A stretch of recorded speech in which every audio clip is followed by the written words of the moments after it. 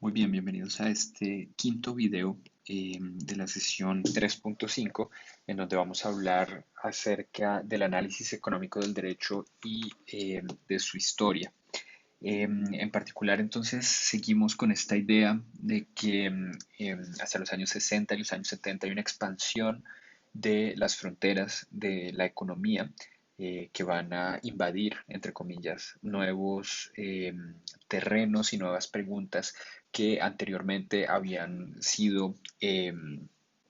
digamos, estudiadas por otras disciplinas, por otras ciencias sociales, y en particular con esta idea del imperialismo económico que más allá de tratar de estudiar estas nuevas preguntas desde un punto de vista pluralista, lo que quiere hacer, lo que pretende hacer es tratar de imponer los métodos de la economía por ser, según un grupo particular de economistas, métodos más rigurosos, métodos más científicos, etcétera. Entonces, lo primero es que con respecto al análisis económico del derecho tenemos dos momentos de la historia, por lo menos dos momentos de la historia importantes. Un momento a partir de los años 60 en donde en general tenemos la idea de que se crea esta subdisciplina del análisis económico del derecho como una subdisciplina bastante homogénea, en donde digamos, hay unos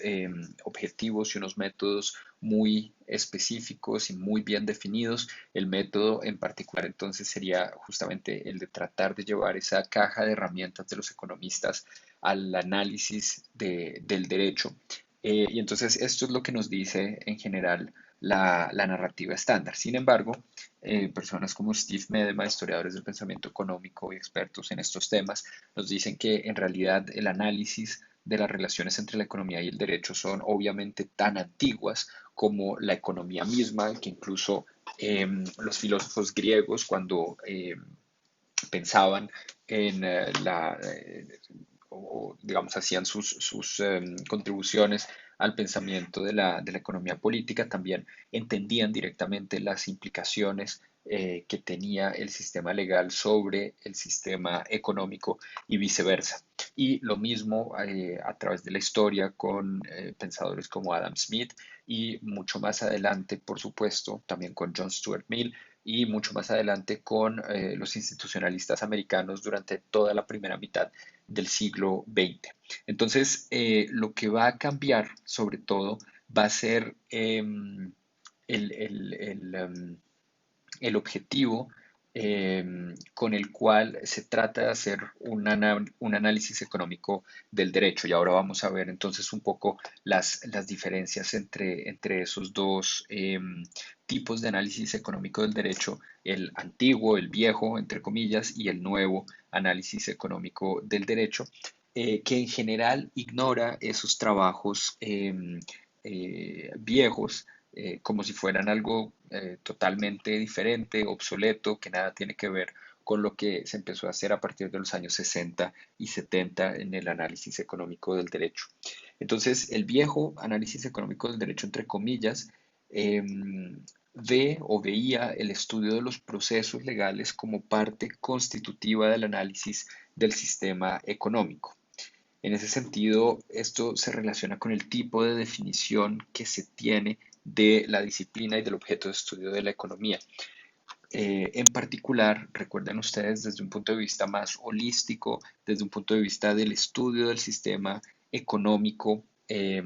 como un todo y como un objeto, y no necesariamente como un método que va a ser más bien la definición tanto de Robbins como la definición que hacia los años 60 y los años 70 se va a empezar a expandir y a volverse más consensual y más común entre los economistas como esa caja de herramientas que podemos aplicar a cualquier fenómeno de la economía. Entonces, Medema justamente nos propone una lectura de la historia de esta subdisciplina del análisis económico del derecho a la luz también de esas transformaciones que ha habido con respecto a las definiciones, a las diferentes definiciones que tenemos de nuestro objeto de estudio y de nuestra disciplina para entender esas diferencias entre el viejo análisis económico del derecho y el nuevo análisis económico del derecho que vamos a ir viendo en las siguientes diapositivas. Entonces, el viejo análisis económico del derecho, con en particular este señor, John Commons, uno de los economistas, digamos, importantes de los institucionalistas americanos, hacia la primera mitad del siglo XX y finales del siglo XIX, nos va a decir lo siguiente: el objetivo del análisis económico del derecho es examinar los fundamentos legales del sistema económico y la manera en que los cambios en las leyes afectan ese sistema económico y en particular la asignación de recursos y la riqueza en la sociedad. Entonces, fíjense que aquí estamos hablando de dos sistemas, el económico y el legal, que son constitutivos, que son y que van obviamente afectándose de manera mutua, y no estamos hablando de cómo los economistas podemos hacer un análisis del sistema legal mucho más riguroso, como lo que sí vamos a empezar a ver a partir de los años 60 y los años 70. Entonces, el otro objetivo del viejo análisis económico del derecho es examinar la influencia del sistema económico en el sistema judicial también. La ley entonces es vista como un instrumento de control. Recuerden lo importante que va a ser esta idea del control, de la planificación, tanto de la sociedad como de la economía durante la primera mitad del siglo XX. Y entonces este sistema de control, que es la ley, es un sistema en el que diferentes grupos buscan promover sus propios intereses, ¿cierto? Entonces, también tenemos una visión de el sistema legal y del sistema del Estado también en ese sentido, que es un poco más sofisticada, un poco más compleja, que tiene en cuenta esos intereses que buscan diferentes grupos, diferentes personas al interior del sistema legal eh, a la hora de hacer su análisis. Y en ese sentido es un poco distinto también a esa narrativa estándar que veíamos en el video anterior con la Public Choice Theory, por ejemplo, en donde la Public Choice Theory trata la visión de los economistas en la primera mitad del siglo XX acerca del Estado como si fuera esa idea de que existe un planificador benevolente que está buscando el interés colectivo, etcétera. Entonces, aquí se entiende que esa historia es mucho más compleja, que es mucho más sofisticada y que efectivamente puede haber diferentes grupos que están buscando promover sus propios intereses y que en ese sentido están tratando de darle una forma particular a las leyes, al sistema legal y a las instituciones para verse más adelante beneficiados eh, dentro del sistema económico también, dentro del sistema de poder, dentro del sistema político, etcétera. Entonces, por ejemplo, personas como Fisher nos van a decir lo siguiente también hacia principios del siglo XX. The study of wealth necessarily brings economics into contact with the whole subject of legal and custom sanctions relations, for there can be no wealth without property rights applying to it, nor property rights without the wealth to which they apply. Entonces, lo que nos está diciendo básicamente nuevamente es reforzando esa doble relación entre el sistema económico y el sistema legal y cómo un sistema no puede separarse del otro. Recuerden, estamos todavía hablando antes o en el proceso todavía en que ese objeto de la economía hasta cierto punto está tratando de separarse, tratando de ser separado como objeto de análisis, otra vez como con lo que hemos hablado acerca de la producción de estadísticas, de cuentas nacionales, todo ese tipo de cosas, pero aquí se entiende que a pesar de que pueda que exista ese objeto de análisis un poco separado, en la realidad ese objeto no está separado, sino que constituye parte integral de la sociedad, parte integral también de lo que significa ese sistema legal. Y Commons también nos va a decir lo siguiente: no economic problem is more important than the just estimate of the part played by customary and statutory law in social evolution. Entonces, aquí otra vez la importancia, por supuesto, de entender las instituciones, la manera en que las costumbres que están reflejadas en las instituciones y los consensos a los cuales la sociedad ha llegado a través de la construcción de ese tipo de instituciones son necesariamente constitutivas del problema económico.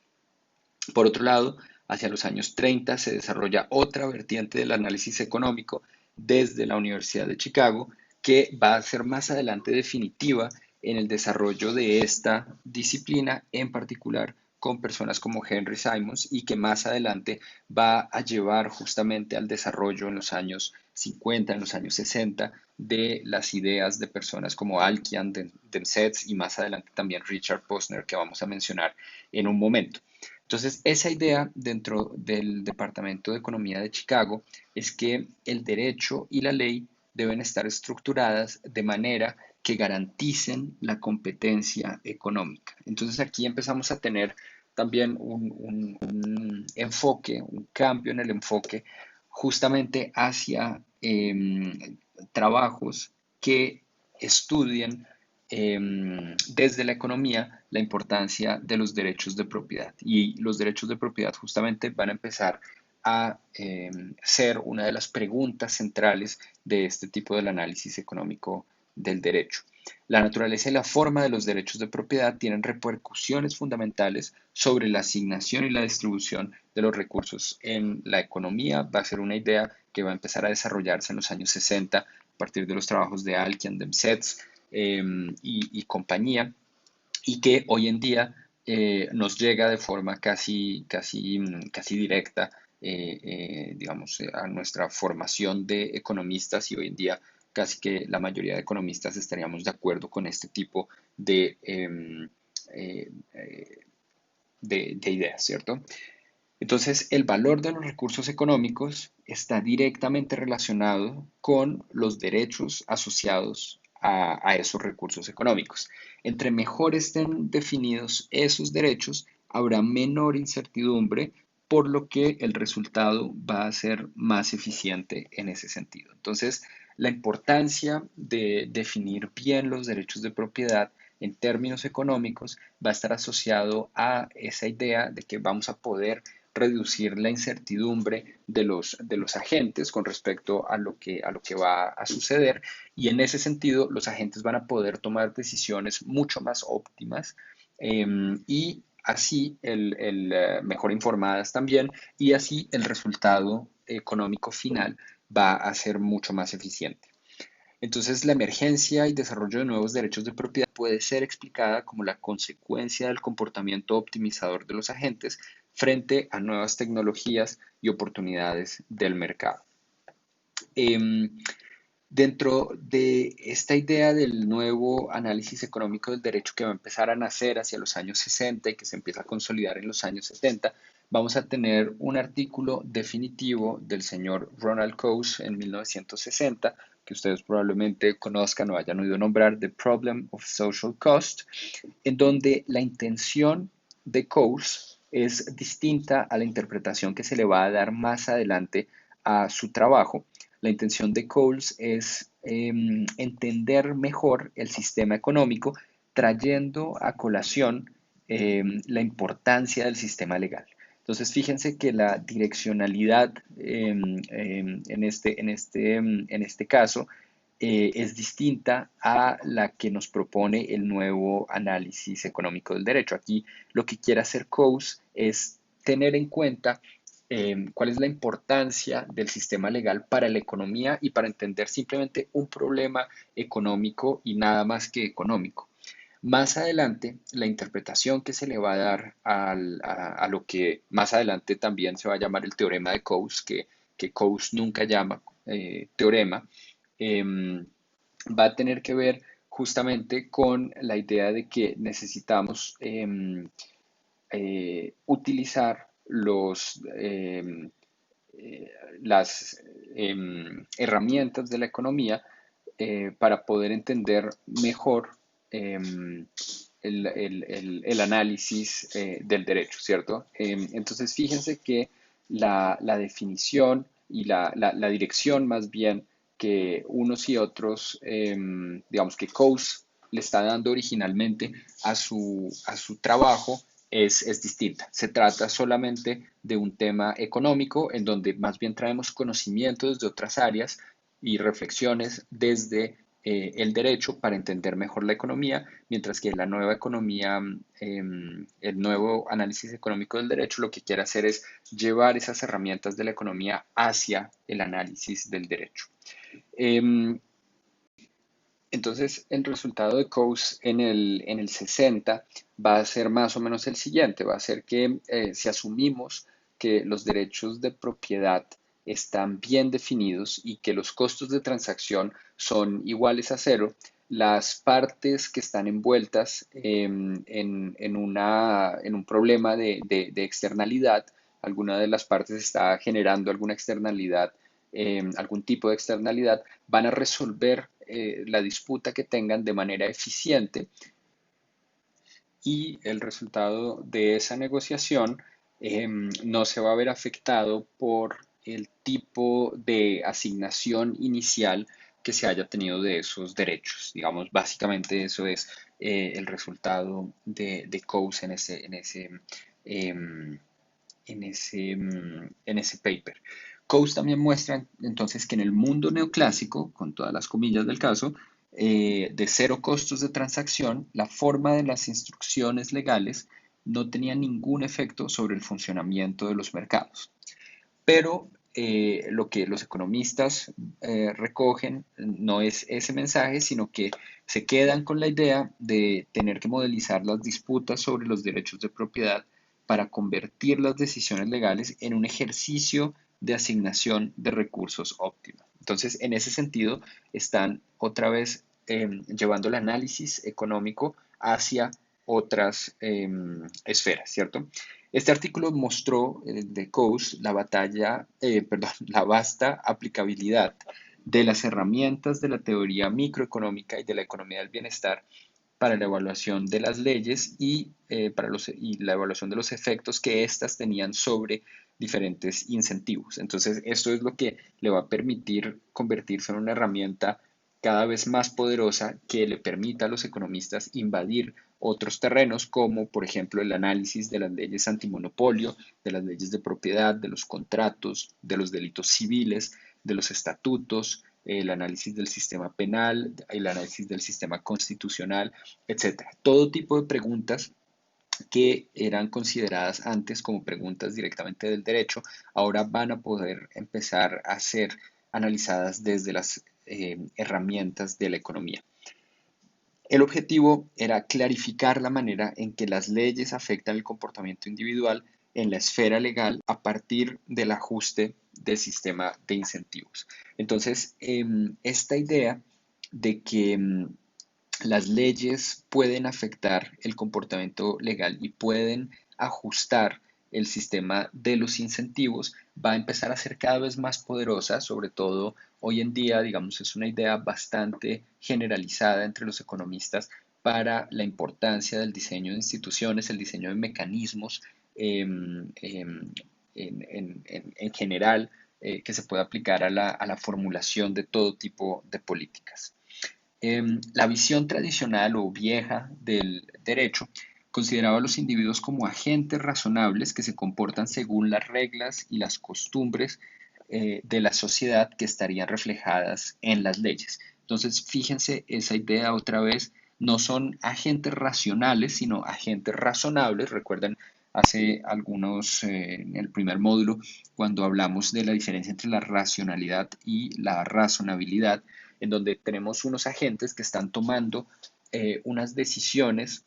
eh,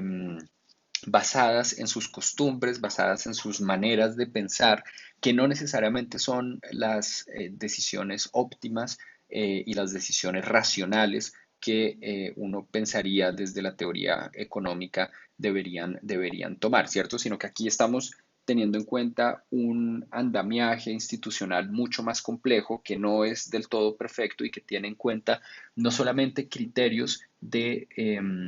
eficiencia, por ejemplo, como en economía hacemos en general, o de equilibrio, sino que tiene en cuenta otro tipo de criterios, otro tipo de valores que pueden ser valores sociales, que pueden ser valores culturales, valores religiosos, etc. El nuevo análisis económico del derecho, en cambio, va a considerar primero que los agentes son maximizadores racionales de sus satisfacciones. Además, las leyes van a ser vistas como precios dados que son tenidos en cuenta por los agentes en el proceso de calcular su respuesta a estas leyes para maximizar su utilidad. Esas leyes entonces hacen parte, si ustedes quieren, de sus restricciones y de su función de maximización. Así, los cambios en las leyes son equivalentes a los cambios en las restricciones a las que están sujetos los agentes en su maximización, por lo que tienen consecuencias directas en su comportamiento. Y tanto quienes respetan la ley como quienes no la respetan van a ser vistos como si siguieran comportamientos racionales sujetos a diferentes restricciones. Ese va a ser un cambio importante justamente porque hasta los años 60 más o menos los criminales y las personas que están por fuera de la ley en general habían sido vistos, entendidos como personas que están siguiendo un comportamiento que no es racional, justamente porque están por fuera de todas las reglas. Pero en cambio, aquí,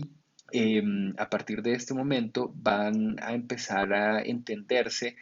esos agentes y las decisiones de esos agentes como racionales, sino que simplemente que están maximizando otro tipo y optimizando su comportamiento a través de la maximización de otro tipo de funciones de utilidad, con otro tipo de restricciones, ¿cierto? Entonces cambia también metodológicamente esa manera incluso de entender, por ejemplo, a los criminales. Y en lugar de la justicia, el criterio para juzgar los resultados generados por las leyes va a ser el criterio de la eficiencia. Entonces cambiamos también el criterio, que ya va a dejar de ser un criterio más propiamente dicho de las leyes y del derecho, para que venga a ser un criterio de la economía, que es el criterio de la eficiencia. En particular, este señor, Richard Posner, eh, eh, profesor también de la Universidad de Chicago, va a jugar un papel muy importante en el desarrollo de estas ideas y en la diseminación de estas ideas. Eh, y digamos que vamos a poder entender cuáles son las implicaciones de ese nuevo análisis económico del derecho, que van a ser por lo menos estas tres. Y es que la asignación de los derechos de propiedad debe dejarse al mercado directamente para lograr el resultado más eficiente posible. El resultado más eficiente posible, que para Posner está directamente relacionado también con el resultado más justo posible. La segunda implicación es que el funcionamiento del mercado debe facilitarse a partir de la remoción de leyes que impiden su operación. Entonces, aquí también viene esta idea, obviamente, de que el mercado es es el mecanismo más idóneo y es el mejor mecanismo para poder hacer la asignación de recursos en la economía en general, ¿cierto? Y en la sociedad sobre todo. No solamente estamos pensando en la economía, sino también en la sociedad, y que en ese sentido hay que dejarlo funcionar de la manera más libre posible, y que hay que tratar de remover las leyes que lo que hacen es impedir su operación.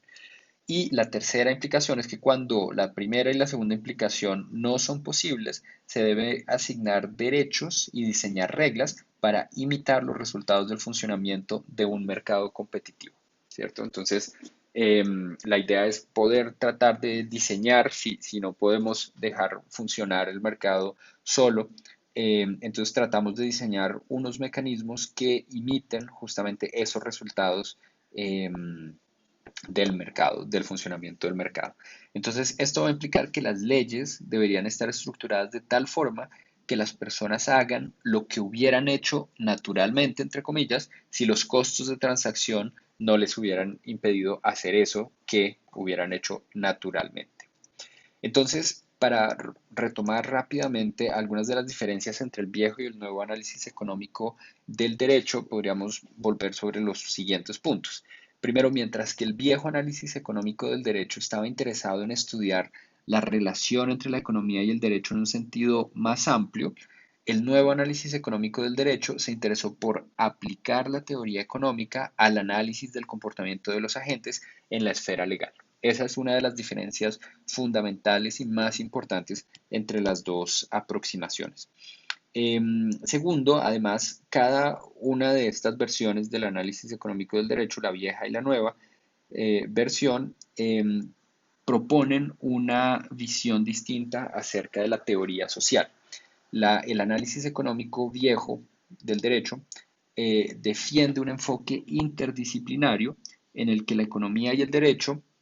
son mutuamente determinadas y determinantes. Entonces, tenemos ese enfoque donde hay una conversación mucho más fluida entre las dos disciplinas, justamente porque esas dos disciplinas entienden que sus dos objetos de estudio, la economía y el derecho, son mutuamente determinantes y determinadas, ¿cierto? Entonces, aquí hay una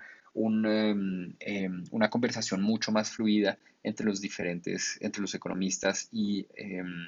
los abogados. El nuevo análisis económico del derecho hace parte de un proyecto de imperialismo de la economía del que veníamos hablando, que presenta la teoría de elección racional como la teoría social por excelencia, que puede además explicar todo tipo de comportamiento en todo tipo de esferas, a partir de esa teoría muy poderosa de la elección racional, en donde entendemos que los agentes actúan como si fueran racionales y en donde podemos entender diferentes fenómenos y diferentes resultados a partir de la utilización de esa teoría. Y finalmente, perdón que se me fueron las diapositivas, según Steve Medeman, nuevamente, el legado más importante del teorema de Coase tiene que ver con las preguntas que los economistas nos hemos hecho a partir de su formulación, más allá que los resultados en sí mismos, y ha servido como un marco de referencia a partir del cual pensar problemas sobre la naturaleza de diferentes fenómenos como los costos de transacción, las instituciones, los derechos de propiedad, el comportamiento de los agentes, las fallas de mercado, las externalidades, los monopolios, los bienes públicos, también las fallas del Estado, etc. Sin embargo, no es un teorema que deba ser aplicado a la realidad. Ninguna situación obviamente tiene costos de transacción iguales a cero. Eso nos lo dice Medema, pero también nos lo dice el mismo Coase, quien entendía sus resultados como una función, como una ficción, perdón, útil y como un punto de partida para formularse preguntas. Entonces, ese mensaje también es importante. Esto no es un teorema que se pueda utilizar, aplicar de manera directa para entender la realidad o para transformar la realidad, sino que se trata simplemente de una ficción que nos sirve para pensar ciertos problemas y para proponer ciertas preguntas que más adelante podamos analizar.